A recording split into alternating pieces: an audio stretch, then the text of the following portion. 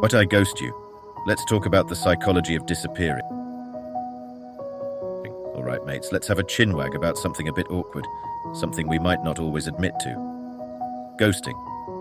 You know, that disappearing act where you suddenly cut off all contact with someone you're dating, or even just chatting with. No explanation, no warning, just poof, gone like a pint on a hot day. Now, I'm not proud of it, but I've been a ghost in my time, and I'm guessing a few of you have too. It's not something we brag about, but it's a pretty common phenomenon these days. So why do we do it? Especially when we actually like the person? The fear factor. Let's be honest, putting yourself out there can be bloody terrifying. Opening up, showing your feelings, it's like walking onto a pitch naked. You're vulnerable, exposed, and that can be a scary feeling. Sometimes it's easier to just vanish than to face the potential for rejection or hurt. It's like that old saying, better safe than sorry, manis. But is it really? The ghost of relationships. Our past experiences can play a big role in why we ghost. If you've been burned before, if you've had your heart stomped on like a discarded fag, you might be hesitant to let someone in again. It's like that feeling of walking on thin ice. You're constantly waiting for it to crack.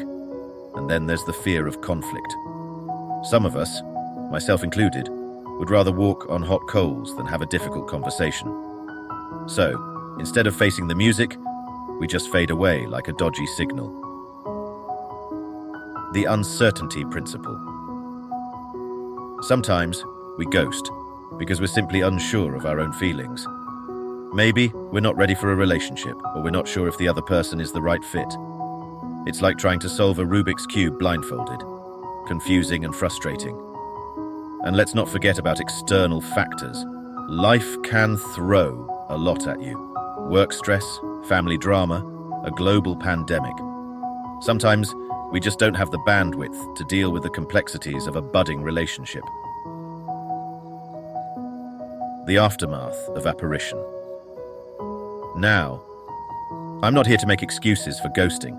It's not cool, and it can leave the other person feeling hurt, confused, and even worthless. It's like being stood up at the altar, a major blow to the ego. But understanding the reasons behind ghosting can help us have more empathy for both the ghoster and the ghostee. It's not always about malice or a lack of caring. Sometimes it's about fear, insecurity, or simply not knowing how to communicate effectively. Breaking the ghosting cycle. So, what can we do about it? How can we break this cycle of disappearing acts? Self-reflection. Take some time to understand your own motivations. Why do you ghost? What are you afraid of? What are your needs and expectations in a relationship? Communication.